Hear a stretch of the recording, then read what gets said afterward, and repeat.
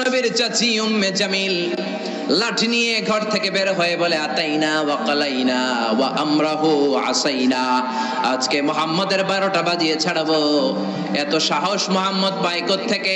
আমার স্বামীর বিরুদ্ধে কোরআনের আয়াত বানায়। মুহাম্মদরে যেইখানে পাবো মুহাম্মদরে সাইজ করব।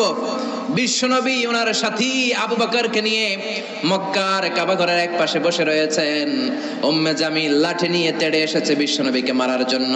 সাইয়েদনা আবু বকর বললেন, নবী আপনি দৌড়ে পালান, আপনার চাচি আপনারে অপমান করবে, হাজার হাজার মানুষের সামনে লাঠি পেটা করবে। বিশ্বনবী বললেন, আবু বকর চিন্তা করো না।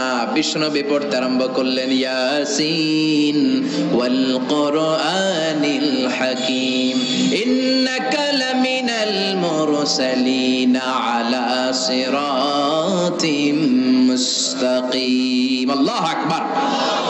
বিশ্বনবীর চাচি এসে আবু বকরকে কয়, আবু বকর আইনা মুহাম্মদ, মুহাম্মদ কই? মুহাম্মদ কই? কিন্তু মুহাম্মদ পাশেই বসা আছে না নাই? আছে। বিশ্বনবীর চাচির চোখটারে তাৎক্ষণিকের জন্য অন্ধ করে দিয়েছে কে? আল্লাহ। এজন্য আল্লাহ বলেন, ওয়া ইযা ক্বারাআতাল কুরআন জাআলনা বাইনাকা ওয়া বাইনাল্লাযীনা লা ইউমিনুনা বিল আখিরাতি হিজাবাম মাসতুরা। বিশ্বনবীর আল্লাহ ডেকে বলেন, ও নবী, বিপদে পড়ে যখন আপনি কোরআন থেকে তেলাওয়াত শুরু করে দেন, কাফের যখন আপনারে আক্রমণ করতে আসে, আমি আপনার মাঝে আর কাফেরের মাঝে আল্লাহ নিজেই একটা পর্দা টেনে দে।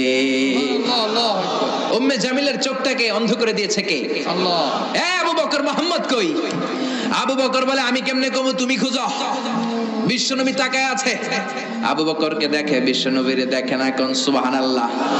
বিশ্বনবীরে গালিগালাজ করতে করতে উম্মে জামিল চলে যায়। বিশ্বনবীরে বাঁচায় দেয় কে?